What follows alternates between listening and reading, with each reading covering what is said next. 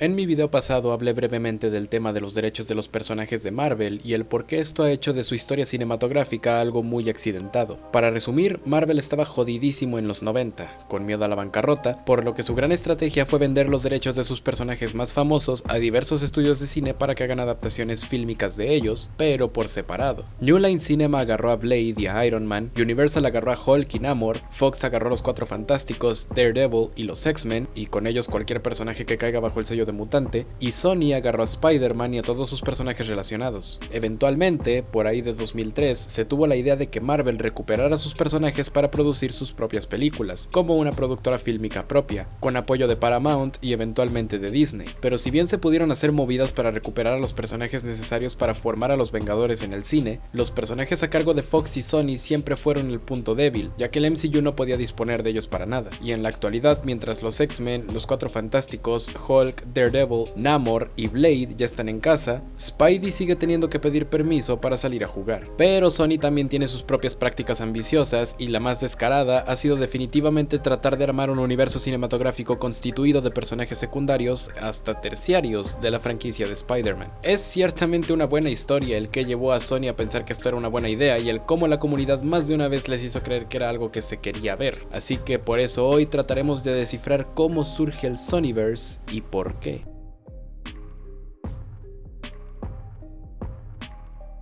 Nuestra historia comienza con nada más y nada menos que la saga de The Amazing Spider-Man. Como se sabe de sobra, esta es la saga de películas que surgió posterior a la cancelación de la saga dirigida por Sam Raimi, que tenía a Mark Webb a la cabeza y a Andrew Garfield como protagonista. Y como en todas las historias de esta índole, son los Vengadores quienes arruinan todo menos su propio universo, todavía. Como todas las empresas del momento, tras el exitazo que fue Avengers en 2012, Sony entró en pánico y quiso apresurar crear un universo cinematográfico a partir de esta franquicia. Creo que ya he dicho eso miles de veces en otros videos. No plagio a otros youtubers, pero sí me plagio a mí mismo. Esto llevó a que, más que seguir una estructura lineal, Sony diera luz verde a un chingo de spin-offs y proyectos que complicarían de más la franquicia de The Amazing Spider-Man, y de por sí ya era complicada. El plan principal a destacar era realizar una película que se encargara de unir a los 6 siniestros como si de los Avengers se tratara. Supuestamente el plan era sacar una tercera película de The Amazing Spider-Man que tratara de Peter queriendo revivir a Gwen con clones o algo así, luego hacer la película de los 6 siniestros y luego hacer que Spidey luche contra los siniestros en The Amazing Spider-Man 4, y otros proyectos que se planeaban incluir ahí eran supuestamente una película enfocada en un personaje femenino, posiblemente Black Cat o Silver Sable, una película de Venom y Carnage, una película live action de Spider-Man 2099 y un crossover entre Tobey y Andrew. Estaban tirándole cacas a la pared para ver cuál se pegaba, y al final, ¿qué pasó? La pobre recepción de The Amazing Spider-Man 2, principalmente en crítica, provocó que se desecharan estos planes. Tras el fracaso de esta película, Kevin Feige, presidente de Marvel Studios, se acercó con Amy Pascal, presidenta de Sony Pictures y productora de todas sus películas, para hablar de incorporar a una nueva versión del arácnido en el universo cinematográfico de Marvel. Así fue como surge la versión de Tom Holland presentada en Capitán América Civil War y toda su historia posterior. Y en teoría, ya con la cancelación del universo de The Amazing Spider-Man, esta historia debería acabarse, ¿no? Pues no, la historia apenas comienza.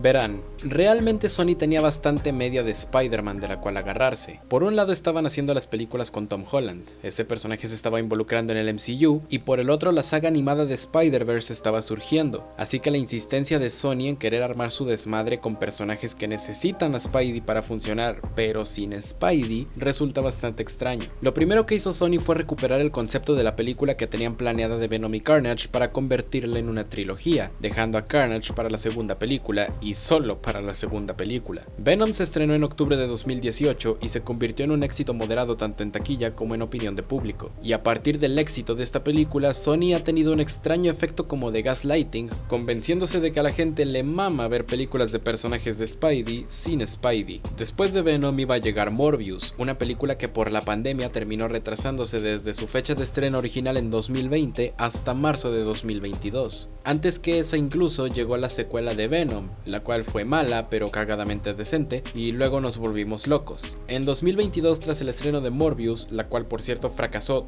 2 veces y solo vive por el recuerdo de los memes, Sony se dispuso a anunciar más proyectos para su Spunk, alias Sony Pictures Universe of Marvel Characters. De ahí surgen los anuncios de Venom 3, Madame Web, Kraven el Cazador y las detenidas películas de Hypno Hustler y El Muerto con Bad Bunny. Conforme los años fueron avanzando, fueron disminuyendo los rumores de proyectos enfocados en villanos o personajes secundarios de Spider-Man, y Sony se enfocó más en desarrollar proyectos como Spider-Noir o las películas de Spider-Verse, hasta que finalmente, tras 3 fracasos en taquilla y crítica consecutivos en 2024, se anunció que no se harían más planes de momento para estos spin-offs, y en su lugar Sony se enfocaría en proyectos con el Arácnido como titular. De ahí que en el presente 2025 la atención esté más centrada en Spider-Noir, Spider-Man Beyond the Spider-Verse y Spider-Man Brand New Day. Sin embargo, si bien el esfuerzo de Sony por crear su Spunk no rindió frutos, parecía que alguna vez tuvieron algo así como un plan, o no sé, así que es lo que trataremos de descifrar aquí.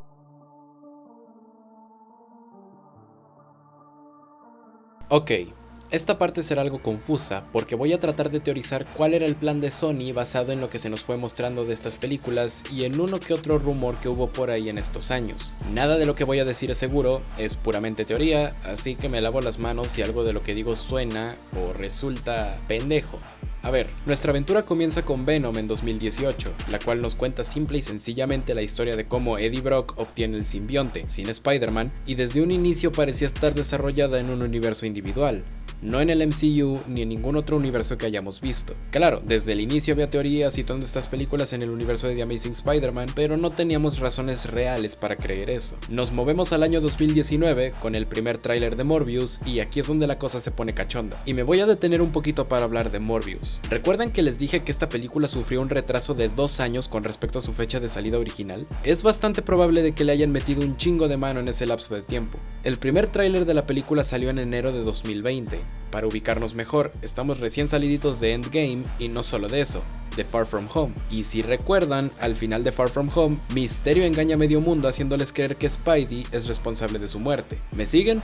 Ok, pues el primer tráiler de Morbius hacía varias cosas curiosas. La primera es eludir directamente a los sucesos de Far From Home, y eso aunado a la presencia de Michael Keaton volviendo a su papel de Vulture que interpretó en Spider-Man Homecoming, dejaban en claro una cosa: esta película estaba en el MCU. Y todavía en una escena del tráiler, Morbius no solo hace referencia a Venom, sino que directamente lo nombra, como si fuera el nombre de un ser ya conocido en este universo. Parece que el plan original, o lo que Sony estaba intentando, era usar esta película para tirar a estos personajes casualmente en el universo principal del MCU y así justificar que eventualmente se enfrenten al Spidey de Tom Holland. Sonará estúpido, pero como plan tiene algo de sentido. Que historias como las de Venom o Morbius se desarrollaran en el MCU pero no fueran producidas por Marvel Studios de manera directa no es realmente descabellado. Es prácticamente como subsistían las series del universo de Defenders de Netflix, haciendo mención a sucesos como los de Avengers pero nunca involucrándose directamente con lo que pasaba en las películas. Que Venom o Morbius estuvieran en el MCU no significaba necesariamente que tuvieran que cruzarse con los Vengadores o con cualquier otro personaje que no fuera Spider-Man. Entonces, ¿por qué no se armó? Bueno, claramente por diferencias entre Marvel y Sony. Les recuerdo que 2019 fue el año en que las negociaciones entre estas dos partes llegaron a tal punto crítico que durante cosa de algunos días Spidey dejó de formar parte del MCU. Claramente meter con calzador a pinches Morbius al universo principal no era parte del menú para Marvel Studios. Pero justo cuando estábamos a punto de ver el resultado de eso,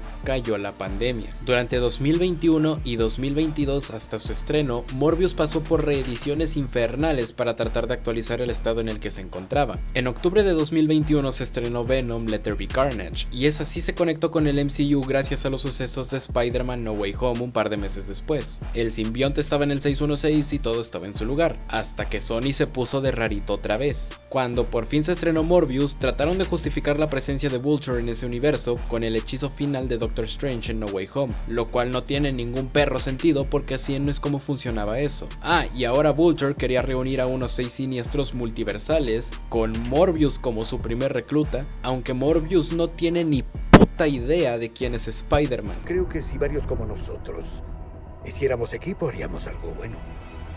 Qué intrigante. ¿No tienes otra cosa que hacer? Claramente se les había ido el circo de las manos. Usaron Across the Spider-Verse para unir algunas cosillas, pero incluso esa madre prefirió conectarse más con el MCU que con lo que sea este cagadero. Pero bueno, aunque no lo crean, todavía puede ponerse peor y más confuso. Se sabe que el plan de reunir a unos 6 siniestros multiversales fue desechado tras la cancelación, o enlatación porque técnicamente no están canceladas como tal, de El Muerto y Hypno Hustler. Y aunque no hubo ninguna película relacionada al Spunk en 2023, en 2024 hubo 3. Primero Madame Web, que en teoría debía tratar de temas más multiversales y supuestamente presentaría a un Peter Parker completamente nuevo y originario del Spunk, pero al final eso no pasó y esa película solo sirvió para confundir a la pobre Dakota Johnson. Luego Venom 3, que por alguna razón decidió retconear el hecho de que Venom estuvo en el MCU y cambió el hechizo de Doctor Strange por una madre de Null o algo así. Y luego Kraven, que también tiene al Camaleón y a Rhino, pero ya para este punto a quién le importa un carajo.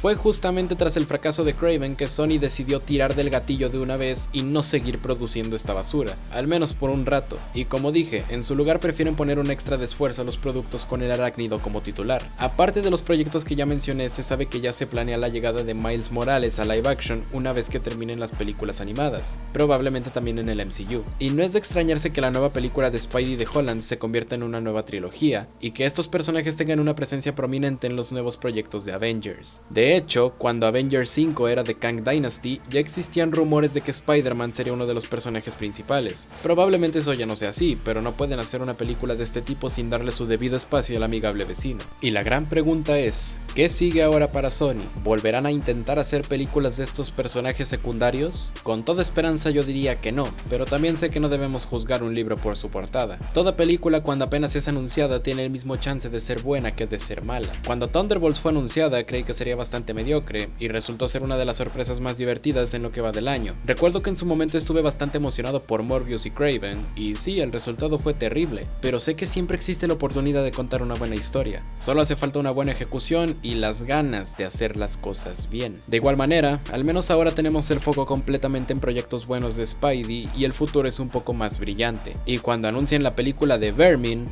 nos volveremos a ver por acá. Pero por mi parte, eso fue todo. Espero que hayas disfrutado de este video, te agradezco por llegar hasta el final y te invito a dejar un like y a suscribirte y darle a la campanita si quieres ver más videos así de amorfos. Los links a mis redes sociales estarán abajo en la descripción, podrás encontrarme en Instagram, Twitter y Letterboxd y nos vemos cuando se anuncie la secuela de Madame Web, más huevona que nunca. Yo fui Multiverse, bye.